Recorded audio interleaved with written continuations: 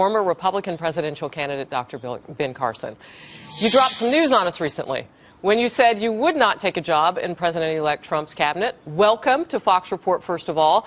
So before we get to the news of what's happening right now with Mr. Trump in New Jersey and in New York, why did you make that decision? Well, you know, we're in a very tenuous time in our nation right now. Just because the election is over doesn't change the fact that we have an extraordinarily biased media. We have wedges being driven between lots of different groups, and we're in the process of destroying ourselves for lack of unity. And I think it's really important that people be out there addressing those issues in a very positive way and trying to help heal the nation and bring it back. And also, you know, providing feedback to the president and to the administration about some of the things that are going on out there that you might not necessarily be able to appreciate from inside the bubble.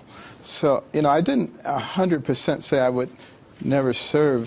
I just said that my preference would be to stay outside.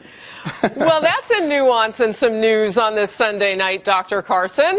So I'm then, from what you just said, going to think that there was a discussion with the president-elect. So I'm going to ask you about that now and what you think it could look like if you're not 100% against taking a job with the administration.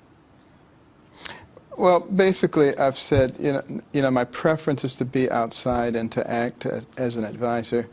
But if, after going through the process, you know, they all conclude that, you know, it would be much better to have me in the cabinet, you know, I would have to give that very serious consideration. It's just not my preference. Is there anything in particular, and I mean, I know a lot of people would point to Obamacare, they would obviously Health and Human Services, they would point to some avenues that would feel like they would fit what you do as a former brain surgeon, but is there some place where you feel like, yes, I do have something to say?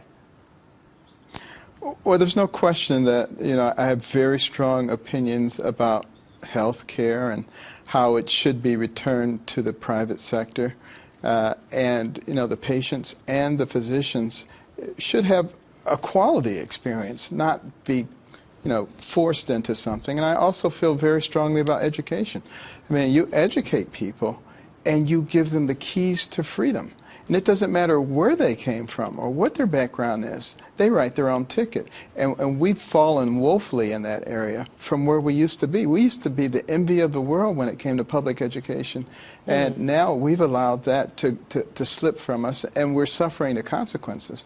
Because our founders said that our system and our freedom is dependent upon a well-educated and informed populace. If they ever become other than that, we're in great danger of losing it. Wow, powerful words.